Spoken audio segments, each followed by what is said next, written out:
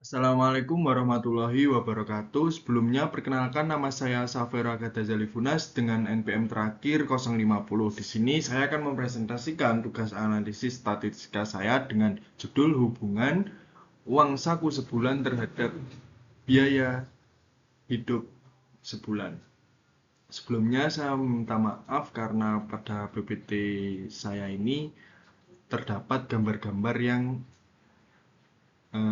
sedikit rusak karena sebelumnya ini PPT dan saya pindah ke PowerPoint. Sudah saya benarkan tetapi tetap kembali lagi seperti ini ketika ditayangkan.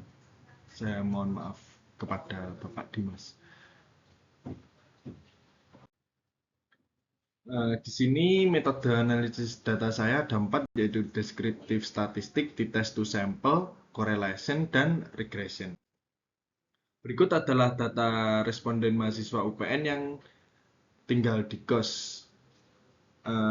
Saya mengambil dua variabel, yaitu variabel X dan variabel Y. Variabel X-nya uang saku sebulan dan variabel Y-nya biaya hidup sebulan. Maaf, gambarnya sedikit bermasalah. Di sini ada 30 responden. Deskriptif statistik uang saku sebulan. Kesimpulannya, uang saku mahasiswa umumnya berada di kisaran 2 jutaan dengan nilai yang paling sering muncul 2,5 juta. Median yang lebih rendah dari mean menunjukkan bahwa adanya beberapa mahasiswa dengan uang saku lebih tinggi sehingga mendorong rata-rata naik menjadi 2,24 juta. Secara keseluruhan, distribusi uang saku menunjukkan kecenderungan dominan di sekitar angka 2 juta rupiah. Mahasiswa memiliki biaya hidup sekitar 2 juta, terlihat dari median dan modis yang sama-sama berada di angka tersebut. Rata-rata yang sedikit lebih rendah mengindikasikan bahwa sebagian mahasiswa memiliki pengeluaran lebih kecil dari 2 juta. Secara umum, pengeluaran bulanan mahasiswa konsisten berada di kisaran 2 juta rupiah dengan kecenderungan kuat terkumpul di angka 2 juta. Berikut adalah t-test to sampelnya. Hipotesis karena p-value lebih kecil dari 0,05 maka H0 ditolak. Artinya rata-rata uang saku mahasiswa tidak sama dengan rata-rata biaya hidupnya. P-value 0,492 ini berarti peluang melakukan kesalahan saat menolak H0 cukup kecil karena masih di bawah 5%. Hasilnya dianggap cukup meyakinkan meskipun berada dekat batas. Statistik uji T hitung sama dengan 2,009 berada di luar batas penerimaan sehingga H0 ditolak. Selisih rata-rata sama dengan 336.666.000, sedikit di luar interval penerimaan. Ini menunjukkan perbedaan sudah dianggap signifikan walaupun tidak besar. Effect size D sama dengan 0,52 termasuk sedang, artinya perbedaannya memang terasa secara praktis tidak kecil tapi juga tidak terlalu besar. Nah, kesimpulannya rata-rata uang saku mahasiswa lebih besar daripada biaya hidupnya dengan selisih sekitar 336.000 per bulan. Perbedaan ini terbukti signifikan dan memiliki pengaruh sedang sehingga bisa disimpulkan bahwa mahasiswa rata-rata masih memiliki sedikit sisa uang setelah memenuhi kebutuhan hidupnya, meski hasilnya berada dekat batas signifikansi sehingga tetap perlu dilihat dengan hati-hati. Berikut tabel correlation dan kurvanya. Maaf di sini berantakan karena yang saya bilang perpindahan dari PPT dan PowerPoint tersebut. Dan berikut korelasi simpulan korelasi. Nah, uji ini memeriksa apakah korelasi antara dua variabel berbeda dari 0. Karena p-value kurang dari 0,5 maka H0 ditolak. Artinya korelasi pada populasi tidak sama dengan 0 sehingga hubungan antara kedua variabel benar-benar signifikan dan bukan terjadi karena kebetulan. P-value nilai P sama dengan 0,0000545 sangat kecil. Ini berarti peluang membuat kesalahan dengan menolak H0 sangat kecil. Dengan P sekecil ini kita bisa menyimpulkan bahwa ada bukti sangat kuat bahwa kedua variabel memang saling berhubungan. Statistik uji nilai T 4,7529 berada jauh di luar batas penerimaan 95%. Ini menegaskan bahwa hubungan antar variabel memang signifikan. Nilai korelasi ρ 0,6682 juga berada di luar batas korelasi yang dapat diterima pada kondisi tanpa hubungan.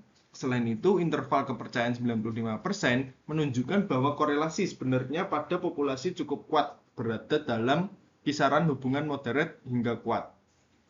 Kesimpulan utamanya terdapat hubungan yang signifikan dan cukup kuat antara kedua variabel yang diteliti. Korelasi sebesar 0,6682 menunjukkan bahwa ketika salah satu variabel meningkat, variabel lainnya cenderung ikut meningkat dengan p-value yang sangat kecil dan t-hitung yang jauh di luar batas. Dapat dipastikan bahwa hubungan ini bukan terjadi secara kebetulan, melainkan benar-benar mencerminkan pola nyata dalam data. Berikut tabel regresinya dan berikut juga tabelnya. Dan ini kurva regresi yang saya ambil dari Statistic Kingdom.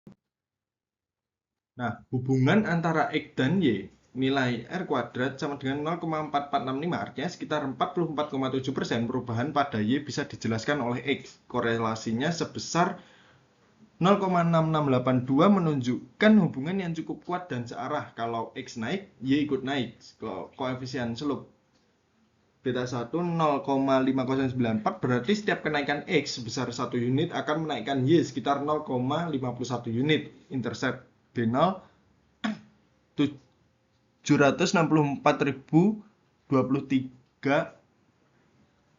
berarti ketika X 0 perkiraan nilai Y sekitar 764.000. Kualitas model UGF menunjukkan p-value sangat kecil sehingga model regresi ini dianggap signifikan, artinya X benar-benar berpengaruh terhadap Y. Uji T untuk slope juga signifikan, jadi kemiringan garis memang nyata. Intercept juga signifikan. Normalitas residual nilai P Shapiro-Wilk 0,1338, jadi residual dianggap berdistribusi normal. Ini berarti model memenuhi asumsi utama regresi. Outlier tidak ditemukan outlier sehingga data dianggap bersih dan hasil model lebih dapat dipercaya.